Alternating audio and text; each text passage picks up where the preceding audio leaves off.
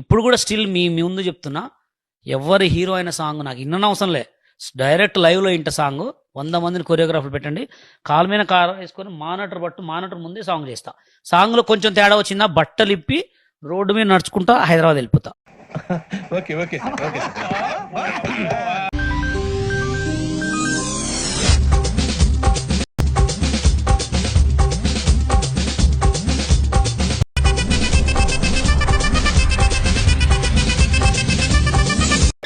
Once more.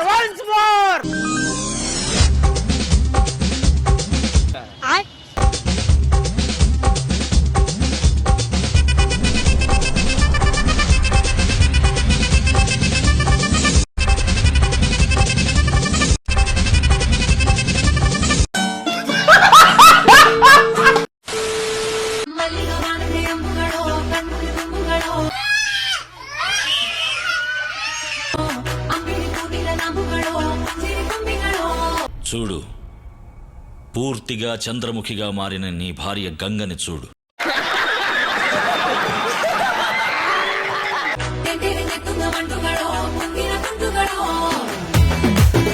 చెత్త కొడక దిగే, ఇక్కడ ఉంటే మొహం పగిలిపోద్ది, దెంగే ఇక్కడ నుంచి.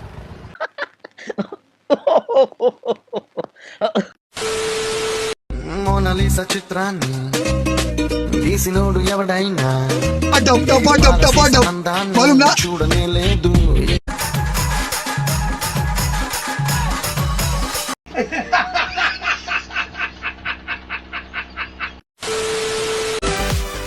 మీ రీల్స్ గురించి మాట్లాడదు. ఏ వీక్ చూడు ఏదో ఒక వీడియో ట్రోల్ అయితేనే ఉంటుంది మీది. అవును, ఎందుకు ట్రోలింగ్ కావాలనే చేస్తారా? రీసెంట్ గా పుష్ప2లో రామ్ చరణ్ గారిది సాంగ్ ఒకటి చేశాను.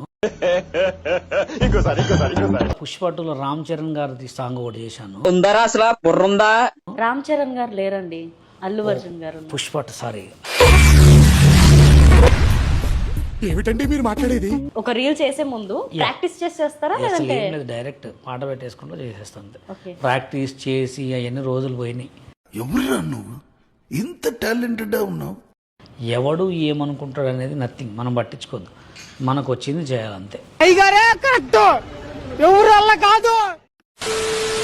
సో మొత్తానికి అయితే బాలయ్య బాబు చేసిన స్టెప్ అయితే మీకు నచ్చలేదు. 13 స్టెప్స్ శేఖర్ మాస్టర్ గారు ఉన్నాయని చెప్పి చెప్పడం చూస్తున్నాం, అంతే కదా? అంతే. సో ఇంకొకటి ఇప్పటిదాకా కూడా చెప్పారు, ఆ సాంగ్ మీకు ఇస్తే నెక్స్ట్ లెవెల్ పర్ఫార్మెన్స్ చేస్తా, ఇచ్చి పడేస్తా అని చెప్పి. ఒకసారి ఆ సాంగ్ పెడితే నేను దానికి ఒకసారి ఒక మూమెంట్ చేస్తారా మీరు? ఇప్పుడు ఆల్రెడీ నేను చూడండి.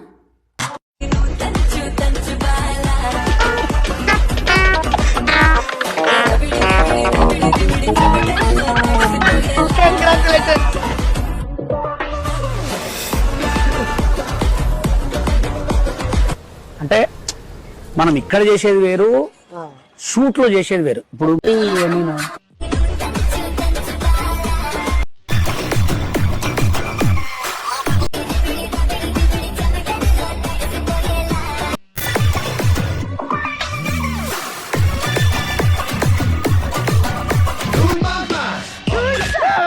ఇది డాన్సా? నేను ఫిక్స్ వచ్చిందేమో అనుకున్నాను. నార్మల్ రేపటి నుంచి క్లాస్కి వచ్చేసాయి. మనం ఇక్కడ చేసే స్టెప్స్ కి దానికి చాలా తేడా ఉంటది. ఇప్పుడు బాలకృష్ణ గారు అన్న తర్వాత ఆ దబిడి దిబిడి మూమెంట్ కి మనం మస్తు చేయొచ్చు.